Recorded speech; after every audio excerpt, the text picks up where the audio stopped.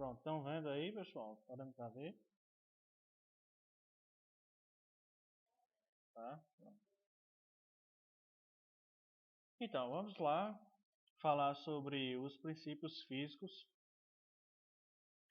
da ressonância magnética, né? Então, pessoal, para a gente começar a falar em princípios físicos da ressonância, o que é que nós precisamos saber em primeira mão, né? Então, a gente precisa saber a relação que ocorre sobre o ímã, né? Sobre o magnetismo, certo?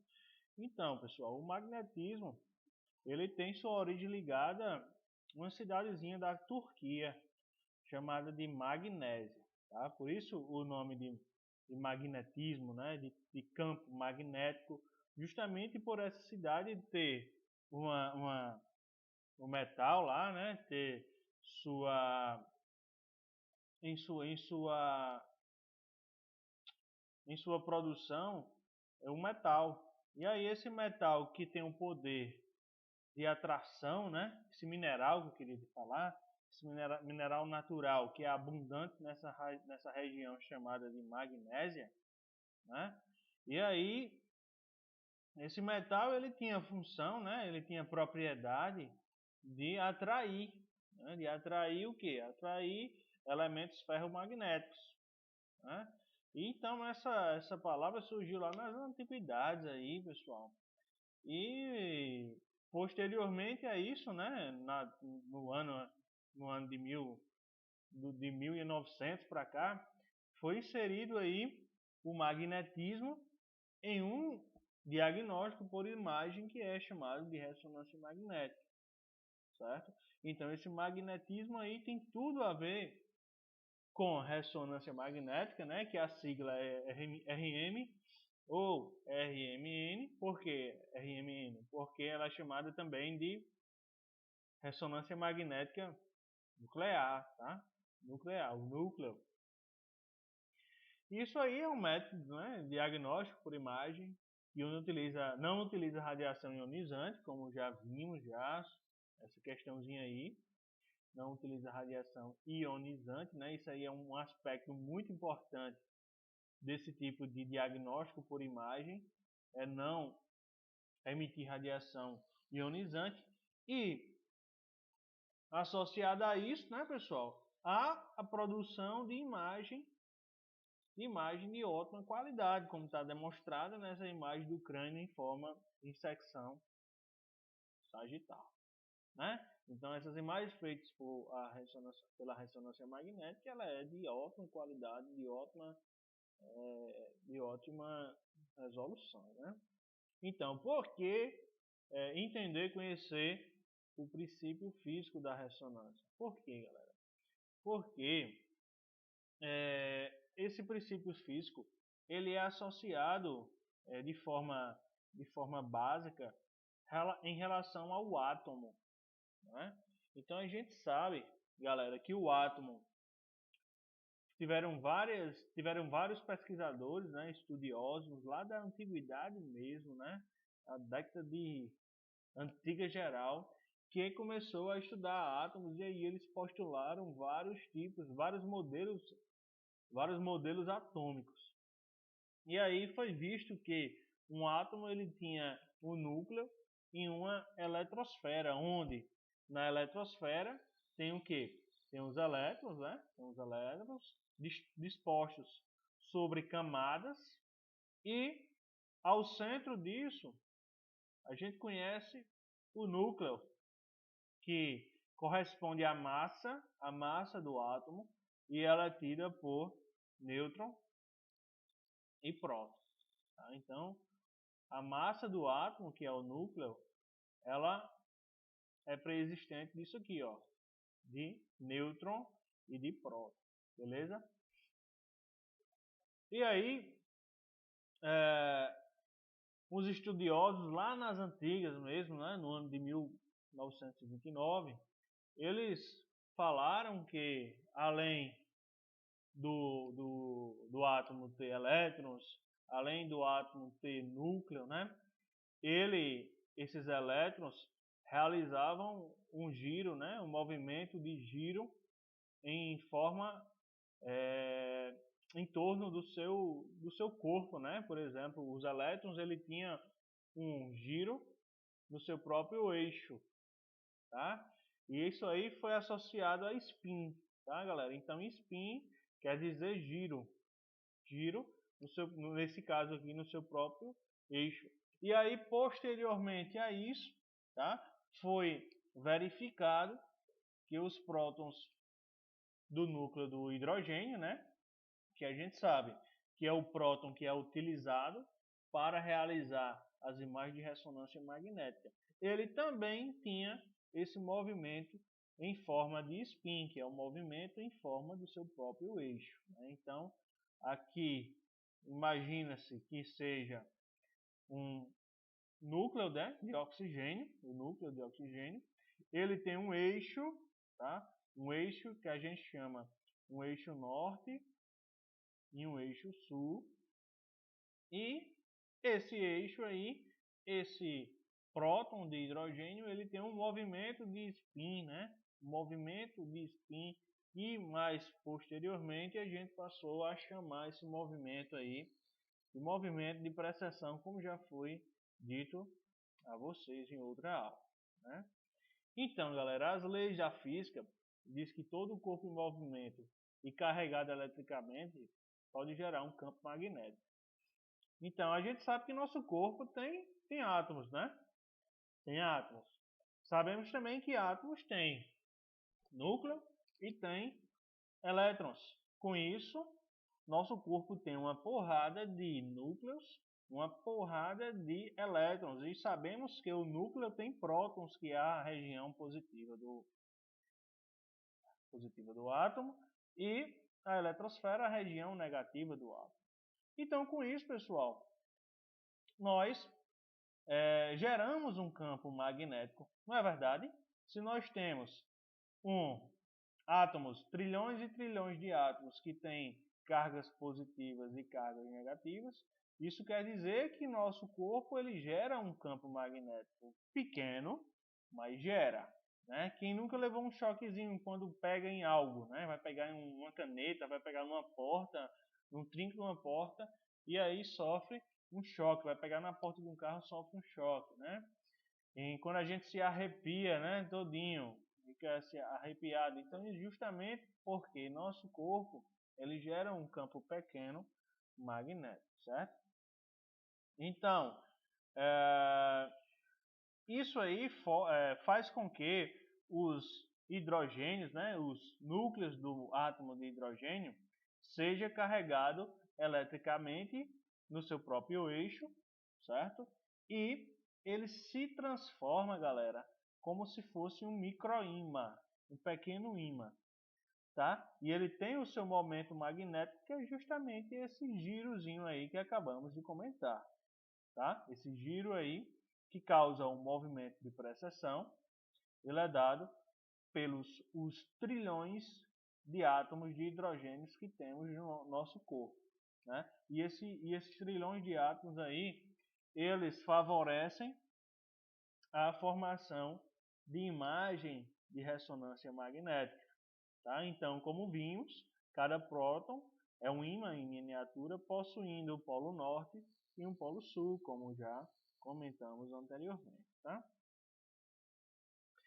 E aí a gente fala sobre orientação dos prótons de hidrogênios, orientação dos spins, tá? Então é o seguinte, galera, é o seguinte, os prótons de hidrogênios, que são esses spins aí, né?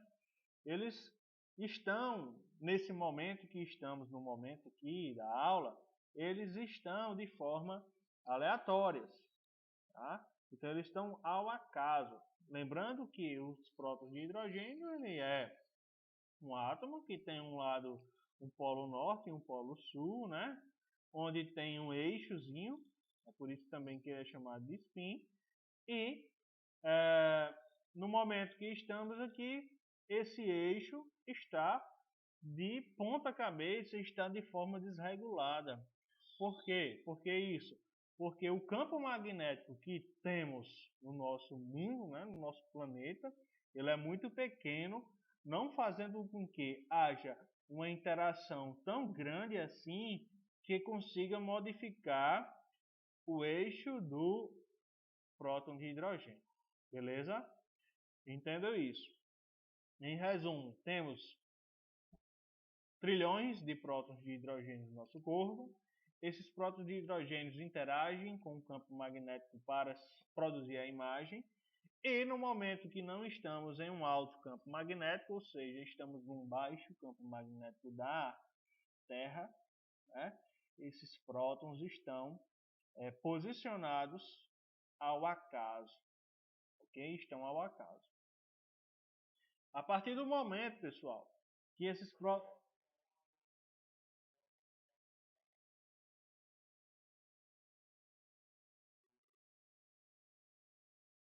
Justamente. Então, a partir do momento que o paciente, o profissional, né, o técnico, entra na sala para posicionar o paciente, os spins dele, né, os prótons de hidrogênio, eles ficam totalmente alinhados.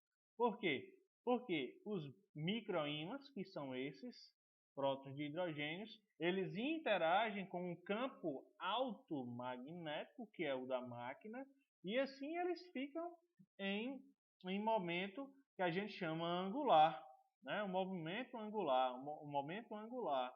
É por isso que cada spin ele fica posicionadinho lado a lado, ó. Por que isso? Porque aqui ao lado, né, a gente tem um grande ímã, né, que está interagindo com esses spins, tá? É por esse fato que eles ficam alinhadinhos. Ao sair da sala de ressonância magnética, aí eles começam a girar de novo, girar e ficarem totalmente de forma aleatória.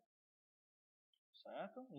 Então lembre, esse momento aqui que eles estão, ele é chamado de alinhamento de spin. Tá? Então eles ficam lado a lado. Então o spin fica lado a lado, ou seja, alinhados. Só que, galera, esses spins, eles além de ficarem lado a lado, ou seja, de forma paralela, eles podem ficar paralelo, certo? No entanto, alinhados, né? Ficam alinhados lado a lado, ou eles podem ficar assim, ó, de forma antiparalela, mas mesmo assim eles estão alinhados. Por que isso? Porque, galera, existe hidrogênios no nosso corpo que tem mais energia do que outros, tá? Então, esses elétrons, esses spins ou hidrogênios que têm um alto teor de energia, eles conseguem ficar em relação ao campo magnético de forma antiparalela, tá? Então, o spin que tem alta energia, ele vai ficar de forma antiparalela. O spin que contém baixa energia ficará de forma paralela. Ok? Entendido, né?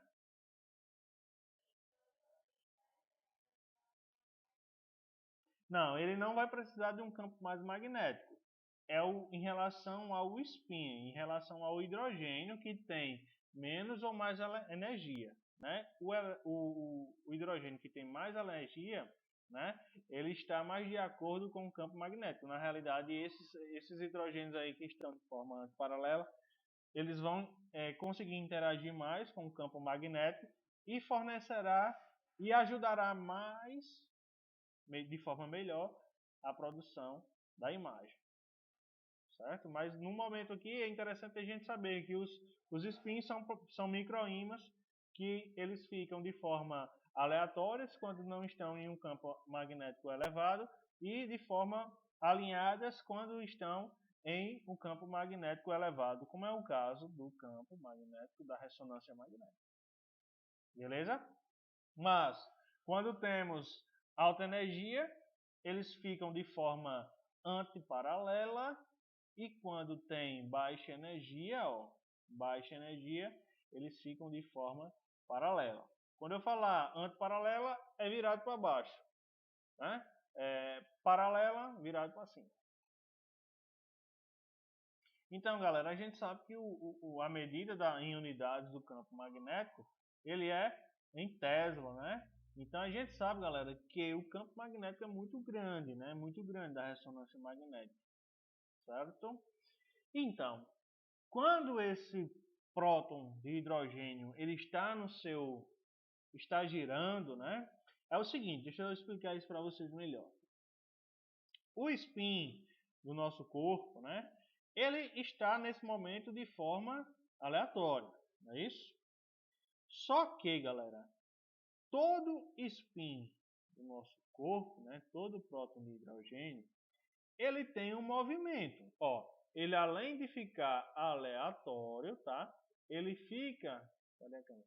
Ele fica girando assim, ó. Ele fica girando e de forma aleatória. Ele gira no seu próprio eixo e de forma aleatória, ok? Então lembrem que o spin por si só, ele estando de forma aleatória, estando de forma alinhada, ele vai ter um movimento, ele vai ter um giro, vai ter um girozinho. Ele vai ter um giro, tá, galera? E esse giro aí, esse giro, que é em forma de peão, né? Ele vai ajudar na produção da imagem também, certo? Só que quando a gente aciona o que a gente chama de bobinas, que comentamos na última aula, né? As bobinas de radiofrequência, galera. Aí, ó, esse spin, juntamente com o aumento do campo magnético, ó, ele vai, ó, girar mais rápido, girar de forma mais rápida, certo? Mas lembrem que o spin, no geral, ele gira. E esse movimento é chamado precessão.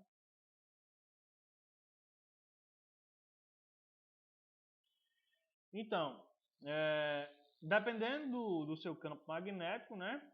Esse movimento de precessão ele vai ser mais alto ou mais baixo. E isso aí será ligado justamente ao que comentamos aqui, que é o Tesla, né? Então aqui, ó, por exemplo, um corpo precessa a uma frequência de 5 Hz, né? Frequência, lembra lá da frequência, ó, que a gente comentou? Então a frequência a um campo magnético de 1 Tesla.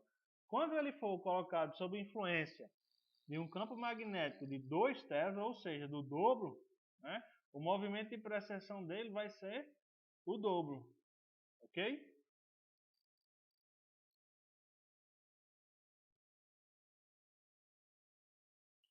Então, o aparelho de ressonância, ele tem um ímã gigante, existem aparelhos de campo aberto, existem aparelhos de campo fechado, né?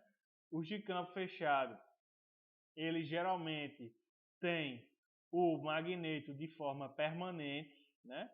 Seu magneto de forma permanente, ou seja, mesmo em momentos que ele esteja não ligado para fazer o exame, aquele magneto está em grande atração ainda, né?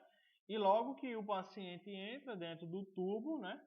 Do tubo de ressonância, os spins dele ficam alinhados em direção ao campo magnético. Então, aqui nós temos um aparelho de campo fechado, aqui temos magnetos, aparelhos com magnetos de campo aberto, né? Lembrando que, qual o melhor dos dois?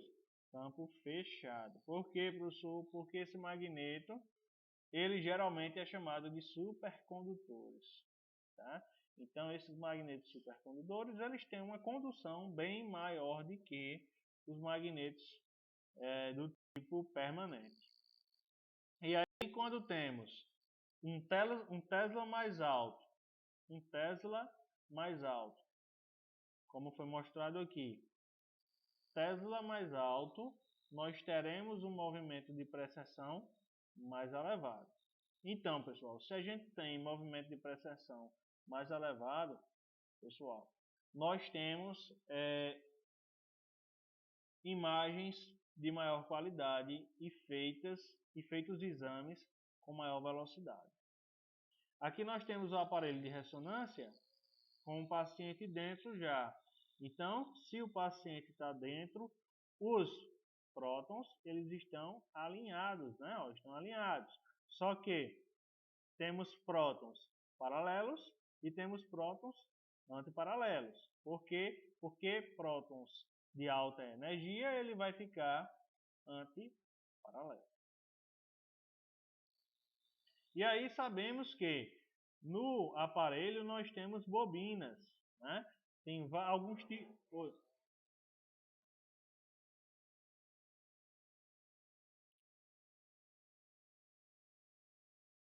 Hein? Não, não, pô. Isso aí é norte-sul. Norte e sul. Certo? Norte e sul. Beleza? Então, além de ter o magneto principal, esse aparelho ele tem bobinas, né? Que já comentamos sobre bobinas. E tem bobinas tem bobinas de quê? Bobinas de radiofrequência, tá? O que é que faz uma bobina de radiofrequência? Ela emite radiofrequência. O que é isso, radiofrequência, né? São ondas eletromagnéticas que interagem com os spins que estão no nosso corpo de forma alinhadinha lá, bacana, tá? Então, para o corpo, para colocar na região que vai ser realizado o exame, existem as bobinas de superfície. Existem também bobinas chamadas de gradientes, X, Y e Z, que já comentamos também. Tá? De fato, essas bobinas aqui, elas ajudam na produção da imagem em planos, plano axial, sagital, coronal. Existe o computador da ressonância, como também na tomografia. Existe a mesa de comando, como também na tomografia computadorizada.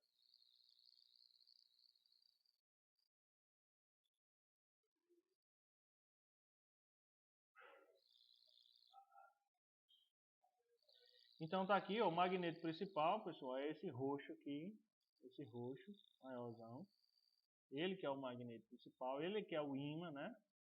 E aí existem as bobinas de radiofrequência, que é aquele que a gente já falou, né? Já falamos até na última aula que sabemos que as bobinas, elas funcionam tanto como fonte de emissão, ó, emissão de radiofrequência. Emissão para quem? Para o spin, ó, para o spin, tá? Para os prótons de hidrogênio que estão dispostos no corpo. E também, pessoal, elas têm a capacidade, ó, de antena. O que é que a antena faz? Antena. A antena, ó, após houver a emissão de radiofrequência, né, que será captada pelos prótons de hidrogênio, receberá as bobinas depois para a produção da imagem o quê? Um sinal. Então a antena ela captará o sinal desses spins aí que ajudarão na produção da imagem. Né? Então isso aqui é chamado de bobina de superfície. Então veja que em cada região do corpo existe uma bobina específica para a produção da imagem de cada localização. Ó, aqui, essa aqui é da coluna cervical. Ó. Coluna cervical, esse aqui eu acho que é do membro da perna, utilização na perna. Aqui é do ombro, então uma bobinazinha de ombro. Então geralmente essas bobinas aí, elas servirão mais como antena, como captação de sinal. Tá? Então as bobinas de gradiente, que são responsáveis pela formação de imagens em planos, né, em planos axiais, coronais, enfim, né, tem um computador aí que comentamos já, a mesa de comando. Isso aqui bacana, pessoal, ó,